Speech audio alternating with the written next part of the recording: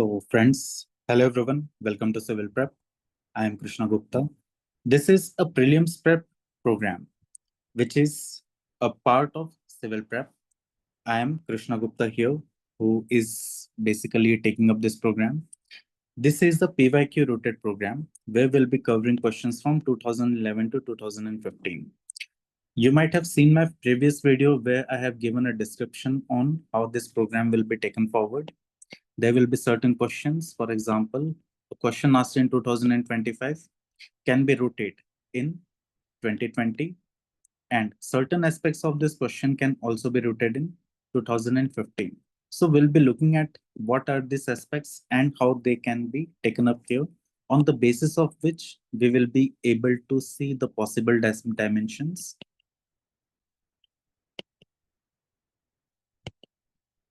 which will help us to clear prelims in a better way and in a logical and a positivistic manner for future.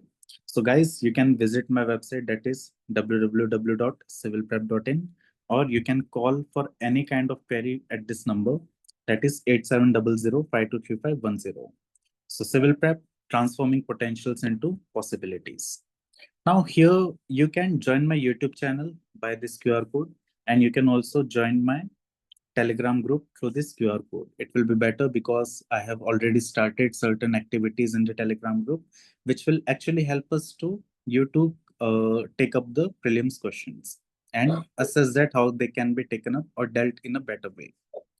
Now, geography syllabus we have already discussed. We have also seen the trends. Now we'll come to the questions. That is question for today.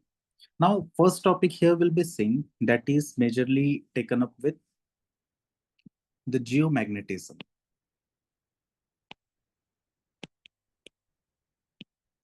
Here we can see that geomagnetism question have been rooted in 2012, and it has also been rooted in 2025.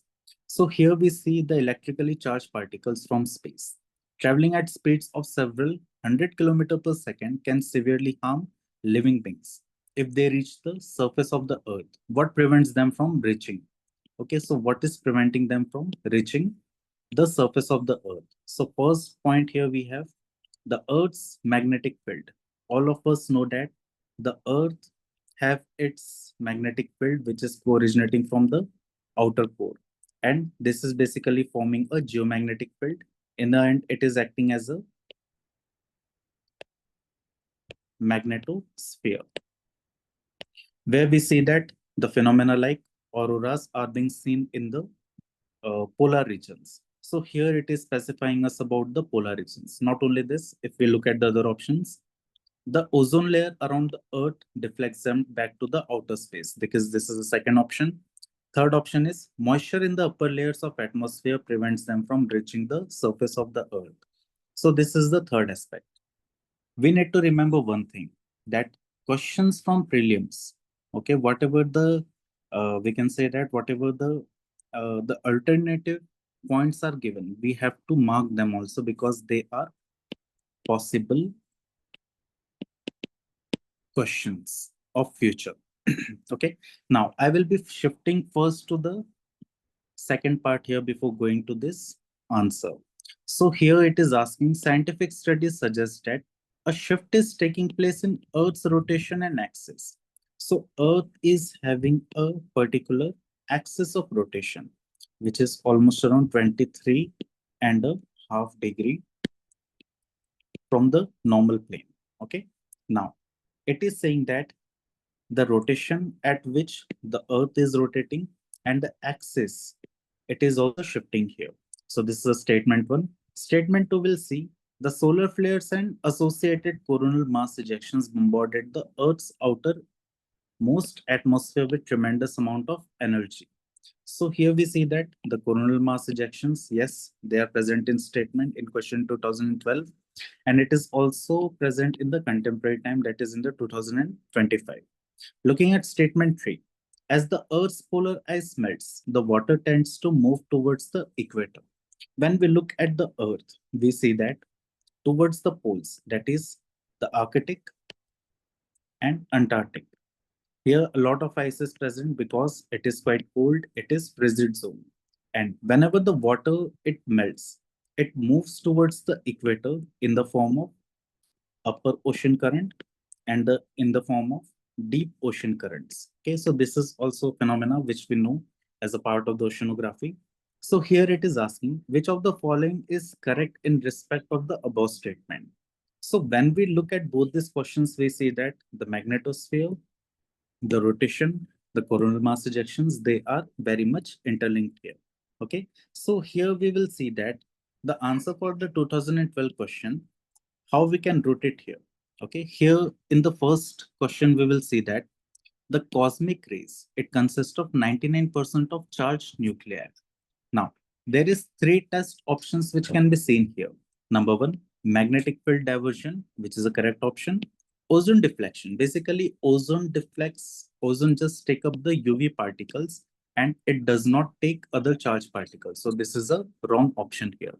Then moisture prevents the absorb the move the incoming solar radiation. This is also not correct because the moisture is present just up to the 5 kilometers from the surface of Earth. It is 99% of the all that the water vapor or the moisture, it is present up to 5 kilometers only. So this is also not a correct option here.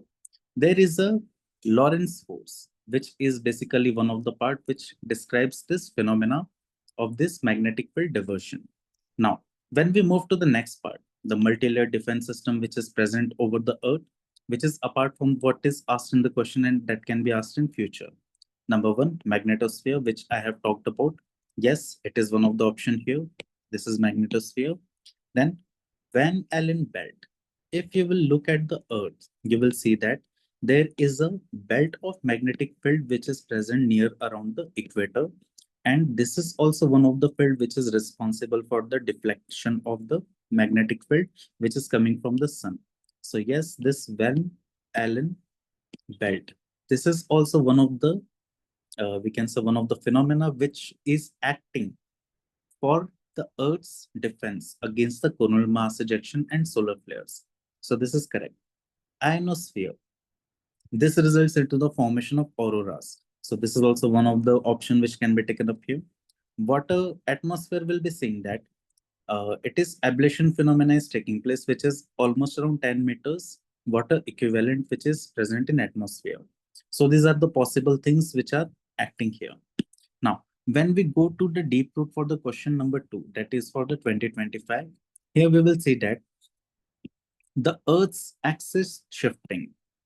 You might not be knowing that the Earth's axis, it is not, we can say it is not static, but it is majorly dynamic.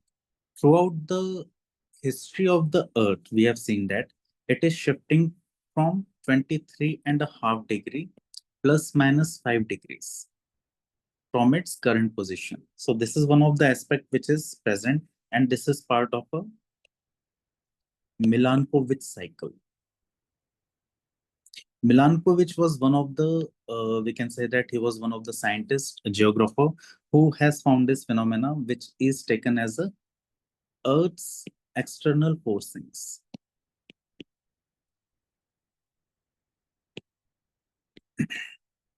Now, let's look at the phenomena here. Now, statement 2, solar flares and CMEs, that is coronal mass ejection, factually it is true. They bombard the atmosphere, okay, because almost 10 raised to the power 5 watt of energy is coming towards Earth, but it is confined to the ionosphere only, which is between 80 to 500 kilometers in altitude, which is maximum to minimum. There is no mass distribution to the bulk of Earth. That is, if the coronal mass ejection is coming, it is not being distributed over the Earth's surface or towards the interior of Earth. So this is not happening. It does not change this phenomenon of I equal to m into r square. Okay, that is basically we will see that this is the energy inertia, that is the mass and the radius. So the radius of the Earth,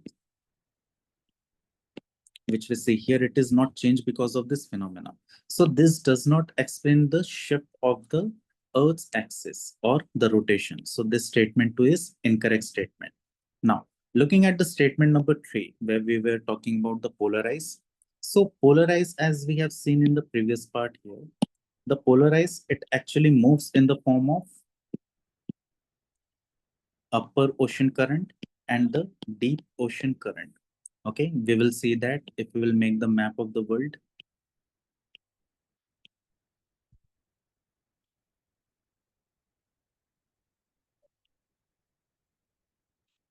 We'll make the map of the world. This is the Arctic and this is the Antarctic region. So here we see that there is a global conveyor belt and it is moving over the Earth's deep ocean current region. So this is one of the part which is actually taking place. So in this way, what we see that the more water is coming towards the equator region, there is more distribution of water towards the equatorial region, and it is resulting into the bulking of the equator. So yes, it is actually affecting the Earth's axis and rotation. So factually, it is true. Water is distributed towards the poles.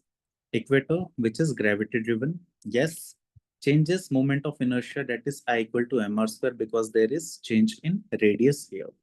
Then YL equal to IW, that is the conservation. We see that yes, this phenomena is true here. Effect will be saying the polar motion, axis drift, which is 80 centimeter per decade. Okay, this is we can say that this is one of the evidence. Then effect 2, that is the rotation speed, that is day length changes. As there will be more increase of the water towards the equator, the day, it will become larger, and the night, it will become lesser. So yes, this will actually help us to understand the answer. So here we say that statement, only one of the statement 2 and 3 is correct, and that explains the statement. No, this is not the answer. Both statement 2 and 3 are correct, but only one of them explains the statement 1. Option B is the correct answer for this question. And when we look at this 2012 question, we see that option A is the correct answer for this question. If we try to find out these roots and we try to see that how they can be more interlinked. So magnetosphere connection in 2012, magnetic field diverts charged particles. 2025, rotation creates the magnetic field. Link, climate change, rotation slows, magnetic field weakens, and less protection. Okay, this can be the inference here. Then poles are critical in both. In 2012, particles directed to poles, weak magnetosphere zones. Okay, it is true. 2025, poles are ice sources, melt and redistribute. Okay, solar energy involvement. 2012, solar wind constant 1000 kilometer per second. To 2025, solar flares variable 100 seconds to 1000 seconds per kilometers per second here. Then link, different time scales. 2012, it is immediate, and 2025, long-term effects. Physics principle, if we see that, there is Lorentz force, which is related to electromagnetic deflection, angular momentum, conservation, mechanical rotation. Then link in both of this, both are fundamental Earth protection mechanisms. Then multi-layered systems. 12, multiple shields, magnetosphere, atmosphere, and ozone. While in 2025, multiple factors like solar, climate, and core dynamics. Link Earth's resilience to interconnected system, which we'll see in the future that how this system works together. Now, looking at the other roots here, the Earth system, which is protection for 2012 focus, magnetosphere, charged particles, Lorentz force, Van Allen belts, polar cusps, aurora, dynamics, rotation axis shift, angular momentum, polar ice melt, water redistribution, equator mass accumulation, core mental dynamics for 2025. Now, for both of them, we will see here solar winds, solar flares, coronal mass ejections, ionosphere hitting, and magnetic disturbances are very well able to explain these questions here today, that how they can be approached in the next question which UPSC will be asking in future. So guys, just don't let yourself to be limited with what the coachings or the raw materials are providing you, because they are not taking into consideration that how this linking mechanisms or this rooted mechanisms are working. So making these questions here and routing them together will be able to make our decisions more accurate and make our approach or study more accurate. So guys, I'll be stopping here. We'll be able to apply here 80-20 principle. Okay, we can study everything, but the 20% of what we study, it will give us the result. This is also applicable for UPSC exam. So yes, we'll be applying them and we will see that what are this 20% and we'll be able to clear it with this rule here. So guys, see you in the next session. Thank you very much. All the best and take care.